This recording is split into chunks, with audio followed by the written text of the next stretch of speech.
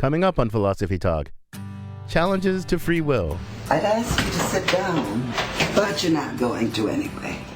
And don't worry about the vase. What vase? That vase. What's really going to bake your noodle later on is, would you still have broken it if I hadn't said anything? I'm free to be whatever I choose, and I'll sing the blues if I want. If everything that happens by necessity, is there any room left for free will? Should we just give up trying and go with the predetermined flow? Can free will be reconciled with divine foreknowledge, with determinism? Is free will just an illusion? Our guest is Manuel Vargas from the University of San Francisco. Challenges to free will. Coming up on Philosophy Talk, after the news.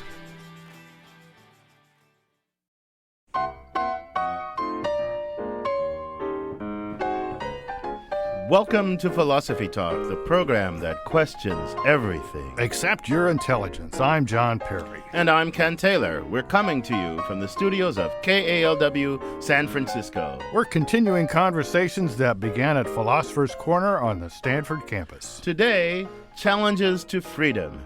In other words, reasons why we may not be as free to make choices as we think we are. Ken, there's a long history of philosophers who've worried about whether we're really free.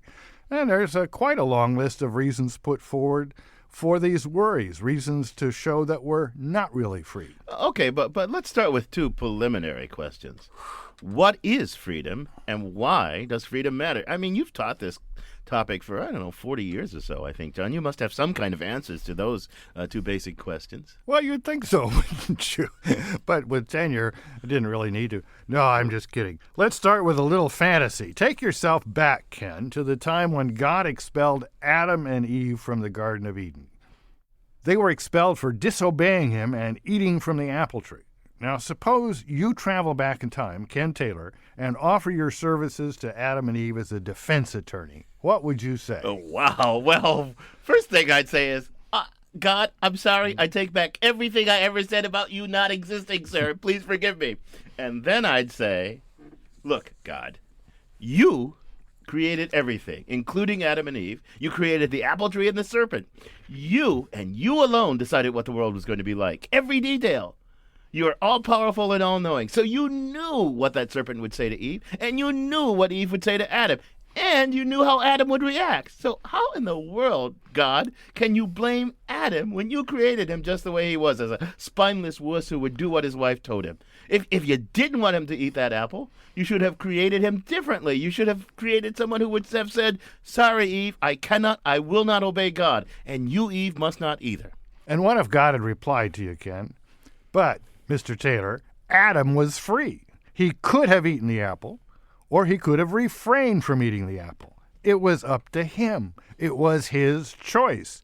He made the wrong choice, so I'm mad at him and intend to punish him and all of his descendants, including you. Well, I'd shake in my boots a little bit, but I'd bug up my courage and I'd say, look, God, I'm sorry, but that makes no sense.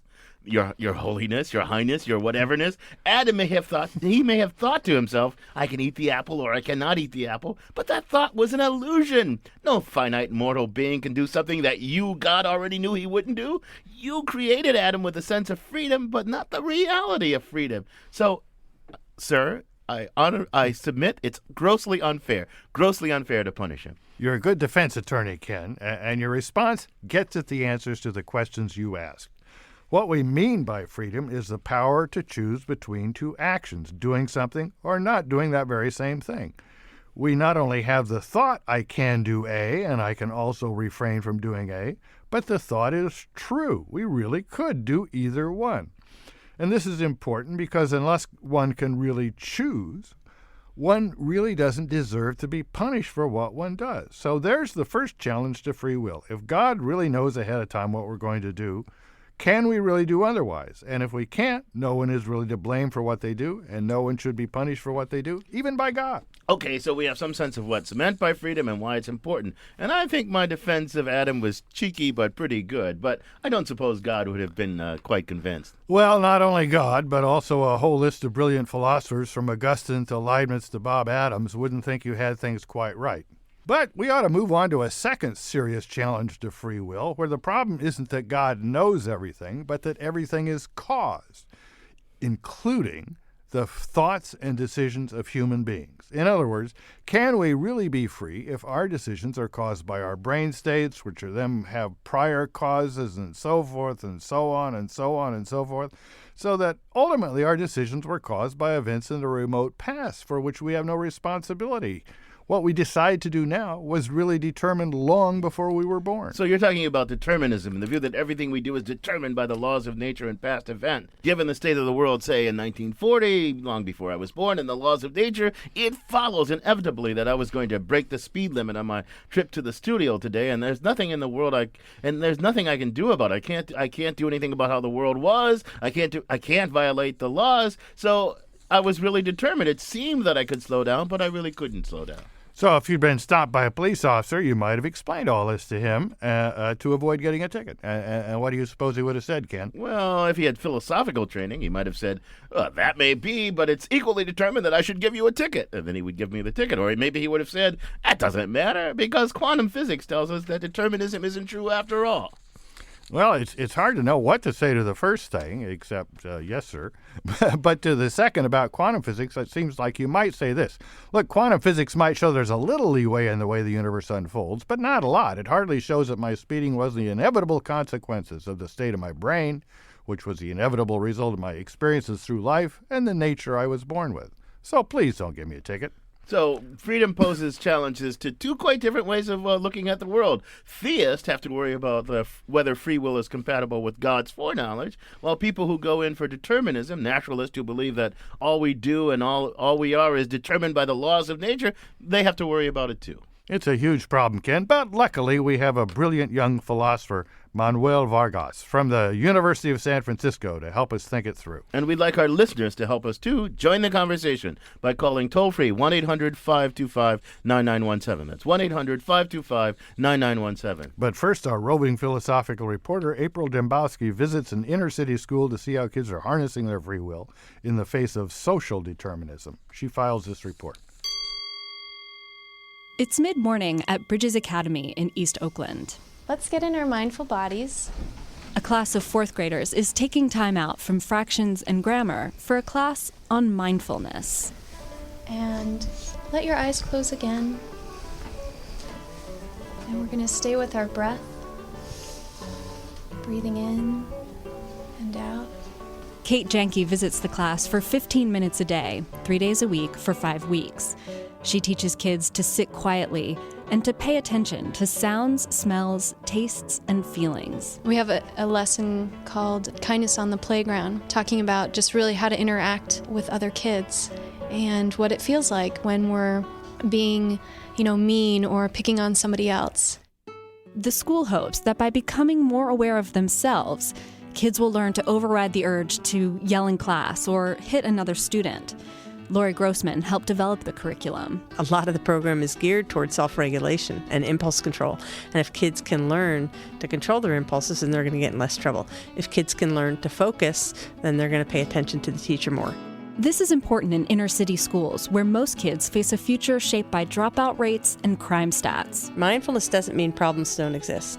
Mindfulness means your reaction to the problems is different. So far, Oakland administrators report less behavior problems in their classrooms. Teachers say students are more calm. Liam Cunningham is a second grader at Park Day School. He uses his breathing exercises outside class, too. When I go to sleep, it's kind of hard, so I did mindfulness, and that made me go to sleep easier. Mira Gottlieb taught her 5-year-old brother some mindfulness tricks. He had this headache, and he was crying, and he was so mad, and I said, Malcolm, do you want to do mindfulness? And he said, yeah, and then after 30 seconds, his headache stopped. When you take a breath, you change your brain chemistry. Again, Lori Grossman. The prefrontal cortex and the brainstem get integrated, and that's typically a sense of well-being when those things are integrated. Kids notice the benefits of mindfulness, not just in avoiding fights on the playground. They use it to enhance their skills, too.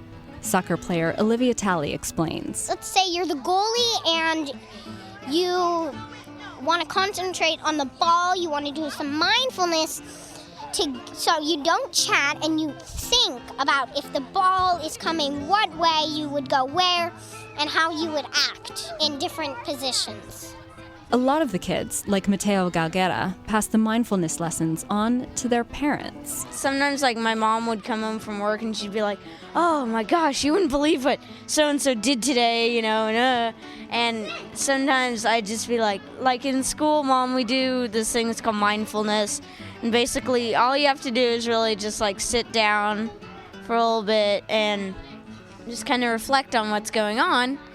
And so she tried it, and it made it a lot better. Whether it's parents resisting road rage, athletes staying focused, or kids coping with violence, taking a moment to be mindful helps people gain control over their baser instincts.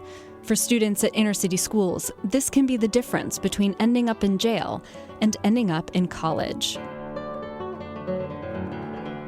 For Philosophy Talk, I'm April Demboski. I'm John Perry, and with me is Ken Taylor. And our guest today is Manuel Vargas. He's a professor of philosophy from the University of San Francisco, and he's also a fellow this year at the Radcliffe Institute for Advanced Study at Harvard. He's co-author of 4 Views on Free Will. Manuel, welcome to Philosophy Talk. Thanks. Great to be here. Manuel, what got you interested in the problem of free will, briefly? Well, I don't know if I can do briefly, but I'll try. Really, it's there were 2 things. One was just I was struck by the thought that given the idea that we're oftentimes made up, or maybe all of the time, made up of exclusively atoms, how in the world do you get things like praise and blame going for collections of atoms? And why did it make sense for us to be engaged in holding one another responsible? And so I thought free will seems like it's going to have to be a part of an answer to that kind of question. But the other, and probably more important for me, way I got into this problem was really the fault of my teachers. I had a few teachers who thought it was just obvious that if determinism was true, that nobody could possibly ever be free.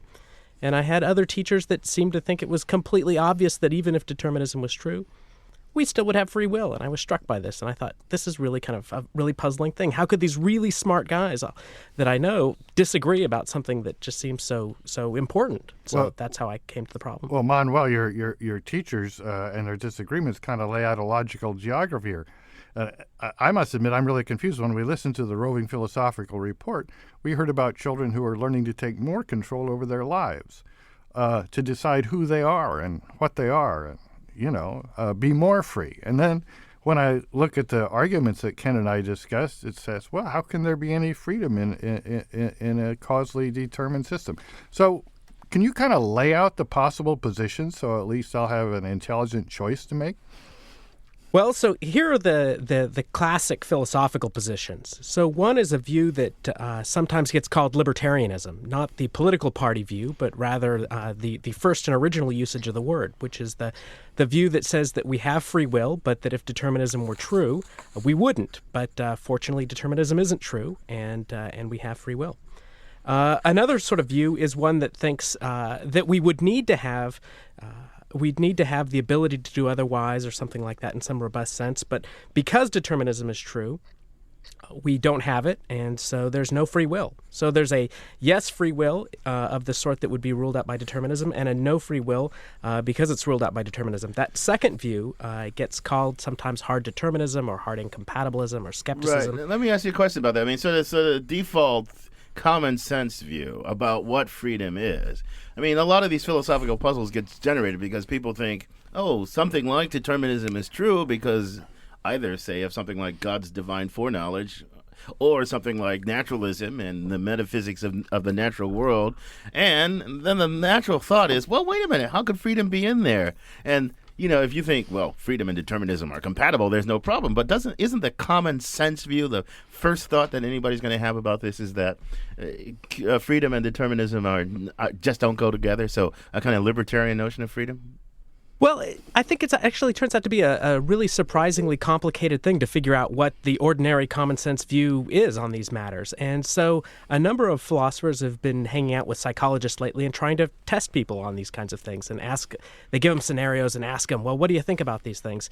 And one of the things that they found when they describe these scenarios and ask people to give replies about whether or not they think people in deterministic scenarios are free or not, it turns out there's a variety of different answers. So depending on how you phrase the question, people seem to be libertarians a lot of times. Other times, if you phrase the question a little differently, they seem to not be libertarians at all. And then, of course, you can always get some people who will insist that nobody has any freedom at all. So you've given us two positions, libertarianism and hard determinism or skepticism, and they both agree if we have determinism, we don't have freedom. The question is, do they go which way?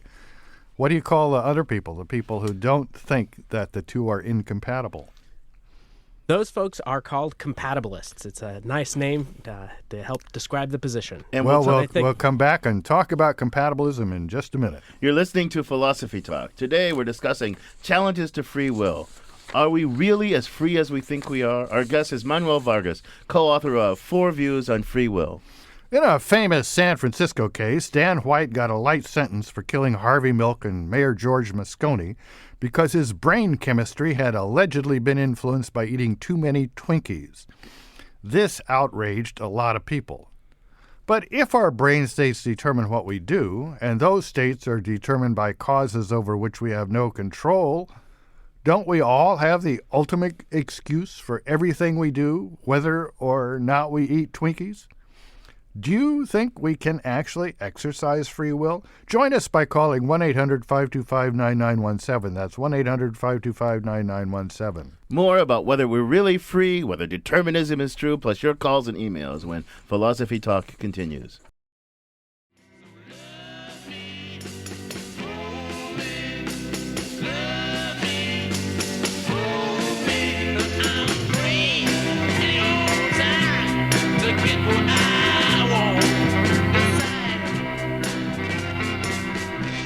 Really? Are you really free to do what you want any old time? I'm John Perry. And I'm Ken Taylor. This is Philosophy Talk.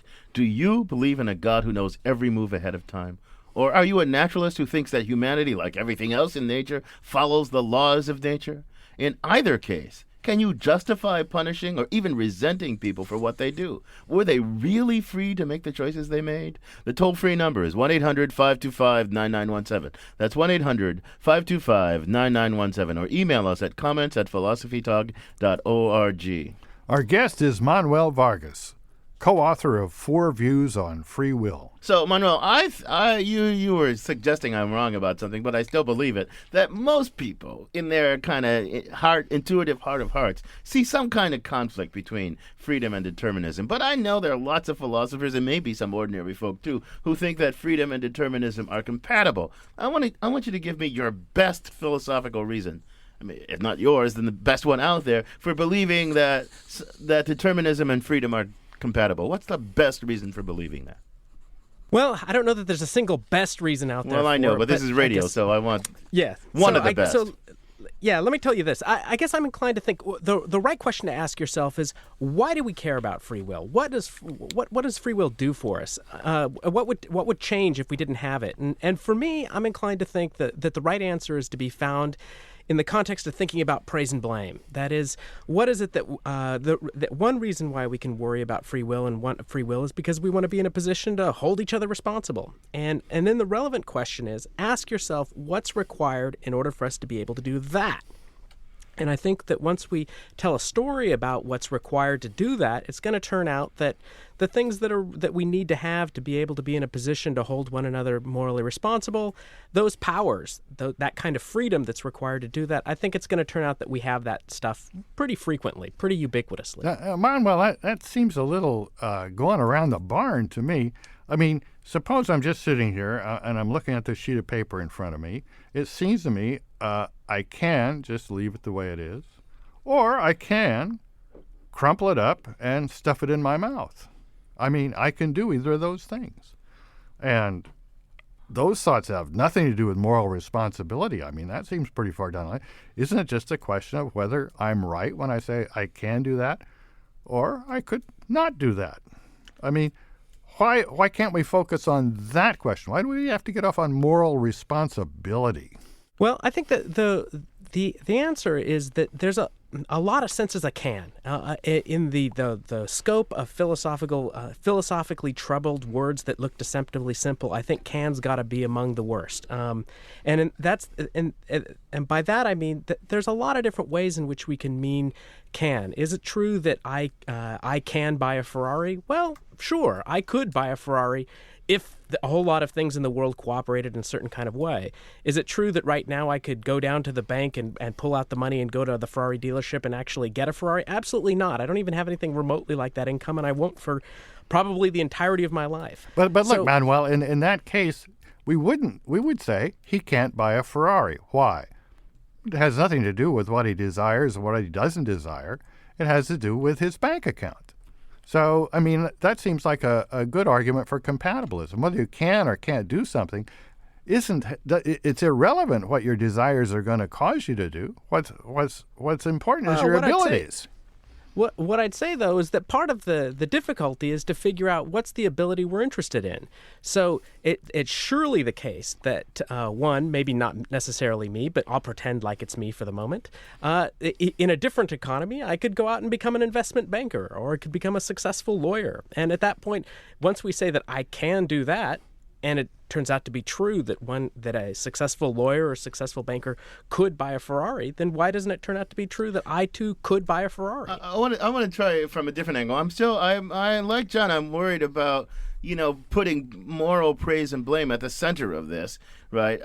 But I'm going to come at it from a different angle. There's all kinds of praise and blame. I mean, I praise a fine work of art for its beauty. I consider an athletic competition, right? Somebody's stronger, faster, and is going to win. They win, I praise them. I give them the prize. I mean, in some sense, they're determined to win because they work harder, they got better skills, all this stuff, right? And I praise some and I blame others. I mean, determinism has. I don't see what determinism's no threat to that, and I don't see why that's, I mean, why I don't quite see what's up, why praise and blame is the deciding thing. Because there's all kinds of praise and blame. What's so special about moral praise and blame? So I agree. There's lots of different kinds of praise and blame. But one of the things I would note is that there's a difference between moral praise and blame and other sorts of praise and blame. So when I go to look at the Grand Canyon, I can think, oh, there's a beautiful sunset. And I can think there's a beautiful sunset overlooking the canyon without having to think that there's any agency implicated, that there's any special kind of creature involved in that kind of thing. And one could, of course, also think that there's a God creator that created all of the beautiful scenery, but that's not important to be able to make that assessment. And you might think there's a wide range of kinds of things where we could praise or blame these things, irrespective of any sort of special assessment that is implicated of the variety that comes out when we do moral assessment of the stuff that gets triggered when we experience profound gratitude or deep resentment or indignation. Now, having said that, I think that there is this special notion of praise and blame that is tied to moral responsibility and that I think requires free will. The other thing I would note, though, is I think there are a lot of reasons why you could be interested in free will, and there's a lot of different things you could mean by free will. But before you get too far into it, let me get back to your point. So you have a leaky hose. You get mad at your leaky hose. You kick your leaky hose. You say, that damn hose is responsible for this mess in my yard.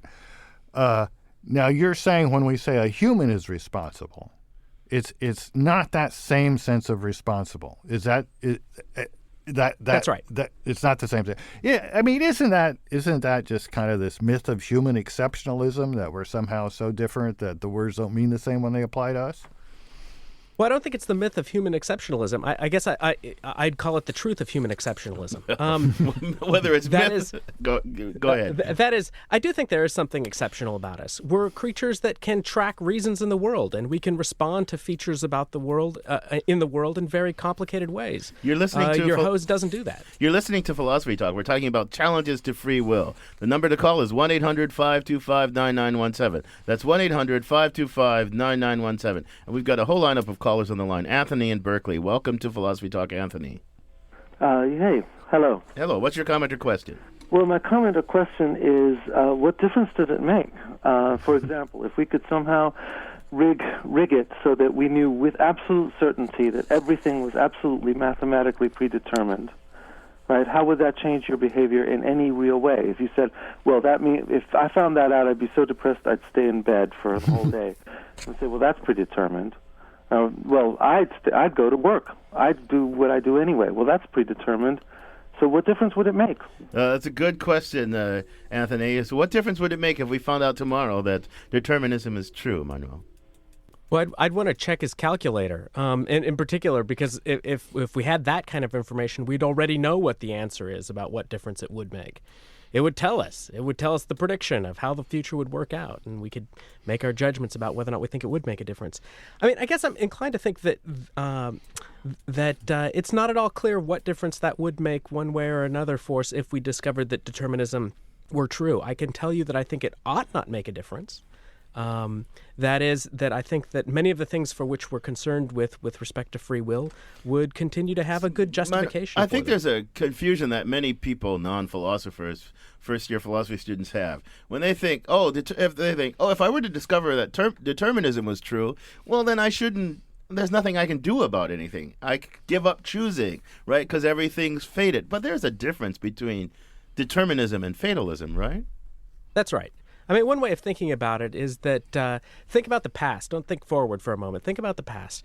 It's been the case that you've made a lot of decisions. You had to make a decision to show up at the radio station today. You had to make a decision about what you're going to do, what you did last Friday, what you ate for breakfast on Wednesday. Those were all really decisions that you really made. Now, for all we know, determinism was true for that entire time stretching back. So I think the fact of determinism doesn't undermine the existence of decisions, and going forward, that's going to be true too, even if it turned out that determinism were true. Now, here's the other point. The point about the fatalism is that we will continue to make decisions going forward into the future, but any decisions or anything that's going to happen in the future that in which we're implicated in, some of that stuff is going to work through the decisions we make. So it's not as though we can just check out, lay in our bed, and expect the rest of our life to unfold as though we made no difference. Okay, that's a good point, Manuel. Now, suppose we are compatible. So suppose we just accept compatibilism. That is, we say, well, even if the world is determined, we're not going to give up all this talk about praise and blame, can and cannot. Still, aren't there degrees of freedom? I mean, take someone who's got a smoking habit, and they've got a pack of cigarettes in front of them. And it's clearly in some sense up to them whether they take the cigarette or not. Nobody's coercing them. But in a deeper sense, are they really free if they're actually addicted? Can the compatibilists make a distinction between two ways of being determined, one of which amounts to freedom and the other doesn't? What do they say about that? Absolutely. I think that not only can we make this distinction, we do it. We do it all the time. And think about the ordinary ways in which we make the distinction. So one of the ways we do it is we look at similar kinds of cases. So we think a person's addicted when they virtually never are able to resist the temptation. That's a pretty clear case of addiction, we might think. A case in which somebody oftentimes regularly walks away from something they find appetizing, we might think not so. That isn't a good candidate for addiction. And so I think there are a lot of these everyday distinctions we make, cases where somebody's coerced or where they're persuaded, seduced. We have a very rich vocabulary for talking about differences in ways that people do things. You're listening to Philosophy Talk. We're talking about challenges to freedom with Manuel Vargas from the University of San Francisco. 1-800-525-9917. That's 1-800-525-9917. Chuck in Berkeley's on the line. Welcome to Philosophy Talk, Chuck. Hi, thank you. Great discussion. I got a couple of points. The first one is that once you set up this opposition between free and not free, I don't think you can escape a kind of paradoxical result. Because, for instance, if you say that the universe acts in accordance with its nature, or people act in accordance with their nature, and conclude that therefore no other behavior could have happened, somebody could respond and say, well, it's their nature to act not in accordance with their nature, or the universe not in accordance with its nature. And then the reply could be, well, but that's according to its nature then. Right. In other words, you never escape that back and forth, I don't think. Okay. Once you set up those two poles. My second point is that I think a moral question, a moral issue involves something like conscience and a sense of sentiment, conscience, remorse, compassion, and so on. And those, I think, those things are involved in when you're talking about morality. I think. So. Okay. Anyway, that's my comment. Yeah, very helpful, Chuck. Two good comments, but in a way, Harry Truman said he wanted a one-handed economist, so he couldn't say on the one hand and on the other hand. Well, we want unicorns for callers. One good point. Okay, Manuel, you have any quick response to Chuck before I move on to the next caller? Well, I guess with respect to his first point, all I would say is I think in some ways that gets at the root of what so many people find threatening about determinism. That is that anything that unfolds is just a function of the way the universe has been set up, including the particular nature of those things internal to the universe. So I think he's identified what one of the real worries are that people have about determinism. Okay, we've got Ron in Cincinnati, Ohio, all the way from Ohio. Welcome to Philosophy Talk, Ron. Thank you. My question is, how should we reconcile our concept of free will with what neuroscientists are telling us about how most of our motivations are unconscious? We're not even aware why we're doing these things. And we delude ourselves and create confabulations. We lie to ourselves about why we do them. Thank you. Good question, Ron. What do you think, Manuel? The brain is a notorious confabulator. Maybe the whole myth of freedom is just a brain's confabulation. What do you think about that? I think this is a really wonderful question that cuts to the heart of a lot of these issues. So here's what I would say in reply. I think it's going to be true that we are massive confabulators and that we have oftentimes a very bad grasp of the things that move us. And this is why I think it's important that when we talk about free will, we ask ourselves, what is it that we're really worried about with respect to free will? And so I guess I'm inclined to think that the right answer is we still have free will in light of neuroscience. What neuroscience is telling us about is the mechanisms by which we come to have that free will. So we need to tell a story about what it is that we think the free will consists in. But I think at the end of the day, what we're going to end up finding is that we oftentimes don't have free will in quite as robust a way as we might have hoped. But that nevertheless, we have it often enough to be able to be involved in the business of praising and blaming and to make sense of the idea we make decisions and so on. Yeah. You're listening to Philosophy Talk. We're discussing challenges to free will with Manuel Vargas from the University of San Francisco. We often resent, blame, and punish people for what they do. But is that fair if we're subject to the laws of nature in the same way everything else is? If a leaky hose messes up your garden, you might get mad, curse it, and kick it. That's clearly irrational. Isn't it equally irrational to get mad at a person who cheats you or hits you or runs off with your life savings? The rationality of resentment, blame, and punishment when Philosophy Talk continues.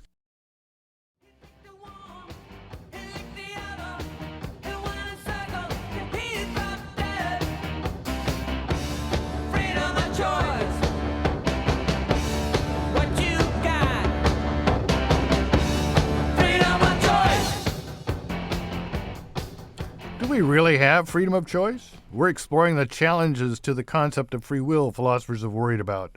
I'm John Perry, and this is Philosophy Talk, the program that questions everything. Except your intelligence. I'm Ken Taylor. Our guest is Manuel Vargas, co-author of 4 Views on Free Will.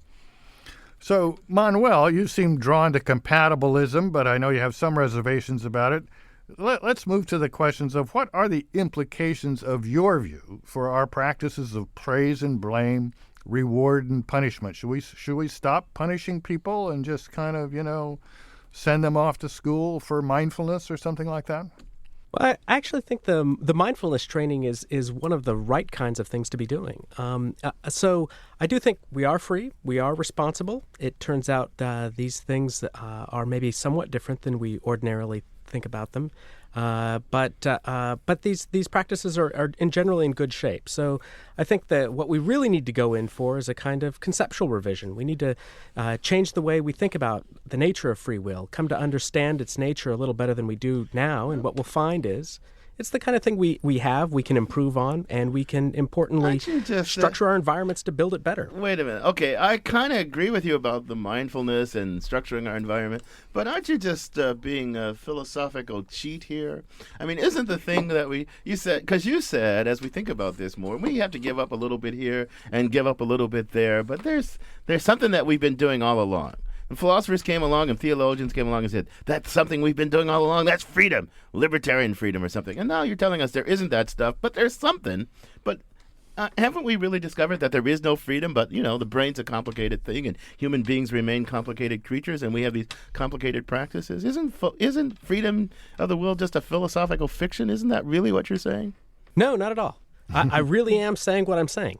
That is, I really do think that we are free, that we really are responsible, and it turns out to be, like a lot of other discoveries we've made, it's a discovery in a sense that we've learned something that we didn't know before, and the thing that we thought it was before turns out to be somewhat erroneous. So let me give you an analogy and see if I've got it right. The ancient Greeks talked about the stars, and the Babylonians. They were clearly talking about the same thing we are. If they said the stars aren't that far away, they were wrong because the thing they were talking about is far away. So they were talking about the stars, but their conception of the stars was really all screwed up. Is it like that with freedom? We've been talking about this property we have. We can do this and we can do that for thousands of years.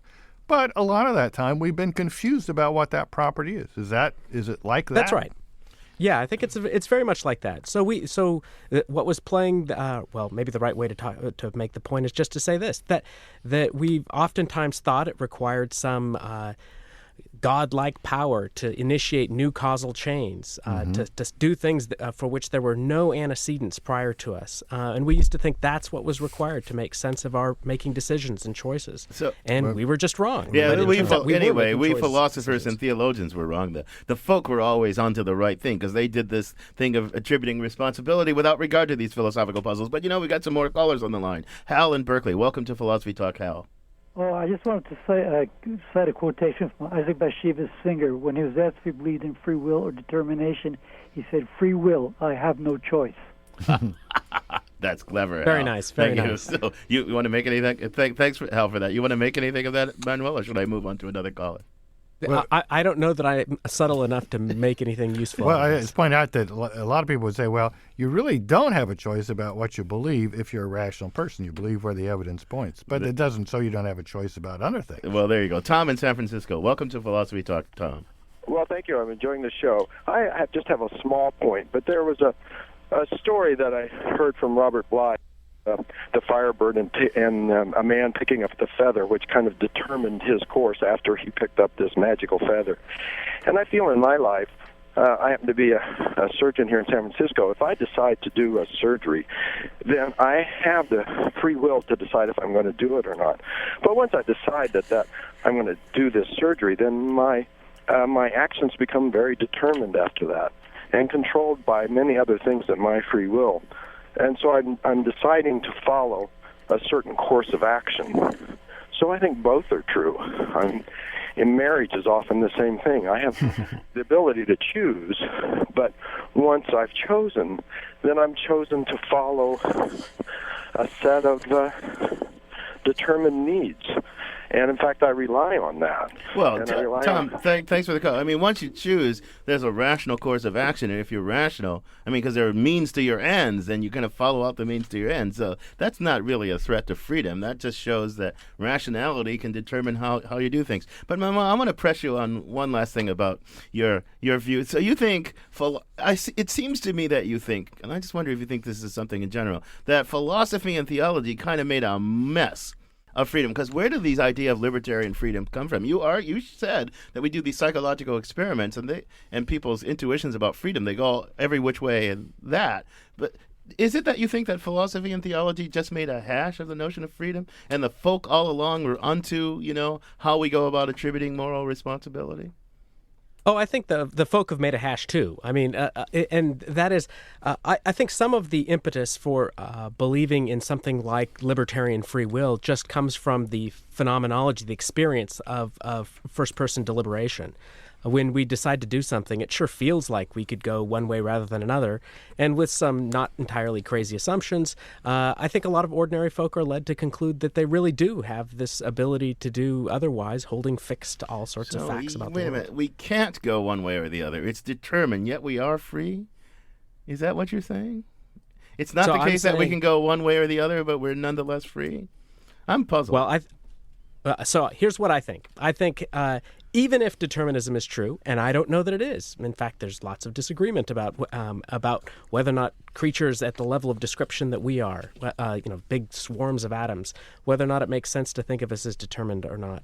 But even if you thought we were, I think it's still going to turn out to be the case that in the sense of being able to do otherwise that matters for our practical lives, we can do otherwise.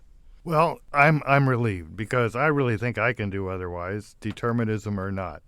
But it's been fun talking to you, Yeah. Manuel. We haven't told our listeners, I haven't disclosed here that Manuel was a student at Stanford, so we all know each other pretty well, and it's been great to get back talking to him. Yeah, so on that note, we're going to thank you for joining us. You left us with some hopeful thoughts about freedom and responsibility and all. Thanks a lot, Manuel. Thanks for having me on. Our guest has been Manuel Vargas, professor of philosophy at the University of San Francisco, co-author of 4 Views on Free Will. So, John, you've thought about this stuff for a long time. You told me you're writing a book about this, right? So, did you learn anything today? I always learn a lot listening to Manuel, listening to you, listening to our callers. But I didn't learn that there's anything wrong with my own theory. So when the book comes out, I'm afraid this whole 1,000-year-old problem is just going to have to be put to rest. Can you put your theory briefly in 30 seconds? So can you give me a little bit? Yeah. I think the properties we have that we can do this, we can do that, are just are properties we have in virtue of general physical abilities and our circumstances. And I don't think determinism is any threat to them whatsoever. Oh, yeah, John, but wait a minute. That's an easy out. I mean, that's an easy out. Sure, there's a sense in which we can do this, can do that. It's not a sense. But It's not a sense. That's like saying there's a sense of water in which it's the tears of angels, and there's the sense of water in which it's H2O. No, it's H2O. Doesn't matter what you think about it. If you look at the way we use these words in the as Wittgenstein would say, the forms of life and practices, there's a univocal verdict. Well, okay. I mean, I'll have to read your book. I'm not convinced by this 45-second introduction to it. My own view is that there is no freedom. It's an illusion, but everything's all right anyway because nothing we ever did required there to be freedom in this metaphysically robust sense. And that's the mess that philosophers have made of all this stuff. But, this conversation, as always, continues on our blog, theblog.philosophytalk.org, and also our ever-growing and very active and lively Facebook community. We've got over 1,400 members of our Facebook community, and we'd like you to become a member too. And in addition, you can download podcasts of our program from our website as well. Now let's take philosophy talk to the movies.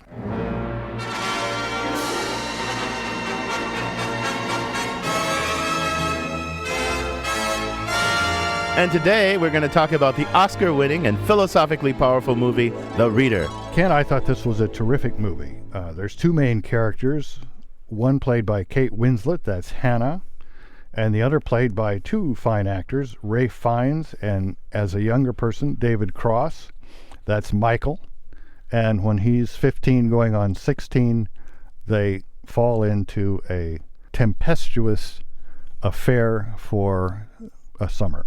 And you've got to remind our listeners who may have not yet seen this wonderful movie, The Reader, that this fair takes place in post-World War II Germany. I think the year is 1958. But the affair ends abruptly. She just disappears one day.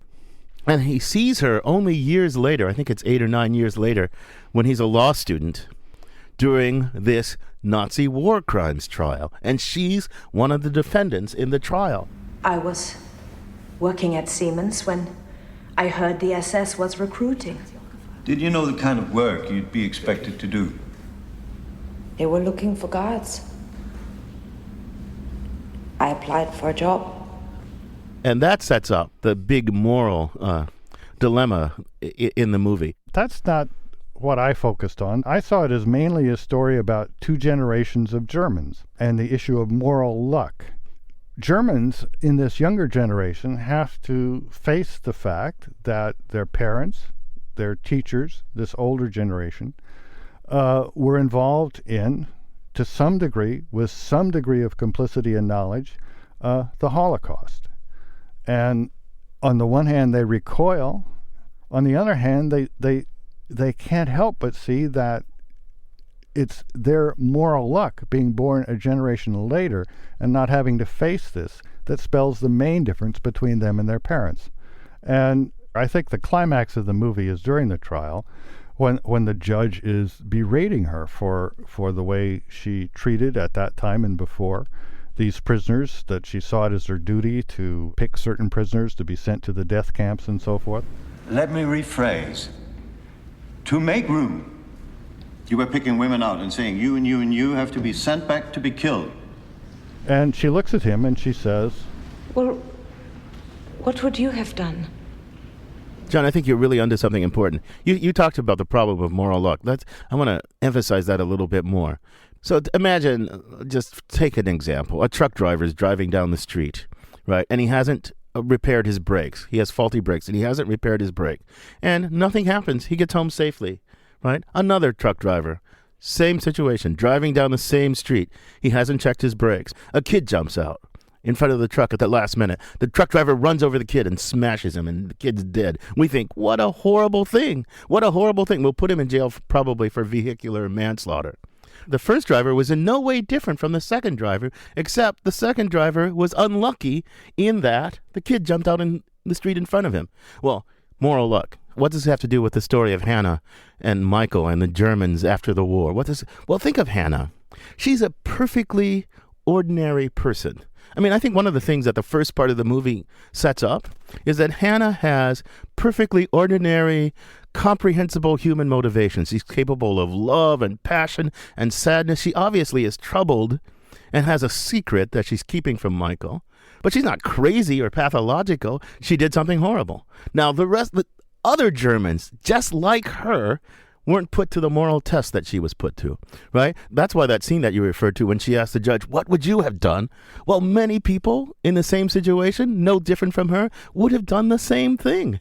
But they were lucky. They weren't put to the test, and she was. You know, all morality isn't a matter of luck. Hitler would have been a bad person, even if he'd been admitted to the Vienna School of Art and hadn't gone on to be a dictator. Hannah, on the other hand, is in a situation where she does something horrible because she's unlucky, but you can imagine her leading a life where she doesn't do anything all that bad to anyone. You can imagine her leading a life where she doesn't become so self-absorbed as she does. I have to say, one of the New York Times film critics, Manuel Vargas, finds this a morally offensive movie because we feel a deep sympathy for this woman, despite what she did during the war. But think of the Jewish survivor of this thing and her attitude toward Hannah and Michael when Michael comes to visit her toward the end of the movie. What are you asking for? Forgiveness for her? Or do you just want to feel better yourself? My advice, go to the theater if you want catharsis. Please go to literature. Don't go to the camps. Nothing comes out of the camps. She is uncompromising in her refusal to grant any kind of absolution to Hannah. And the movie does not challenge that as an illegitimate attitude. The movie accepts that as one way that you can respond to this horror. So moral luck is a theme that goes in and out of every scene in The Reader in a completely fascinating and philosophically rich way. What we feel isn't important. It's utterly unimportant. The only question is what we do. If people like you don't learn from what happened to people like me, then what the hell is the point of anything?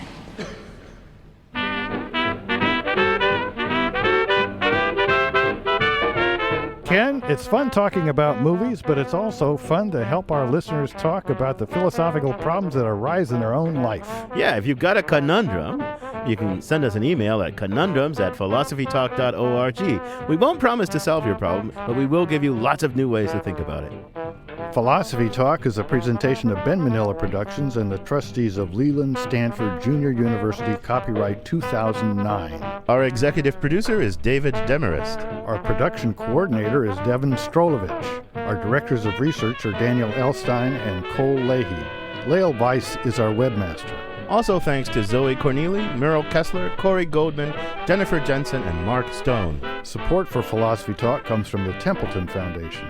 Also, from various groups at Stanford University, the Friends of Philosophy Talk, and the members of KALW San Francisco, where our program originates. The views expressed or misexpressed in this program do not necessarily represent the opinions of Stanford University or of our other funders. The conversation continues on our website, philosophytalk.org. I'm John Perry. And I'm Ken Taylor.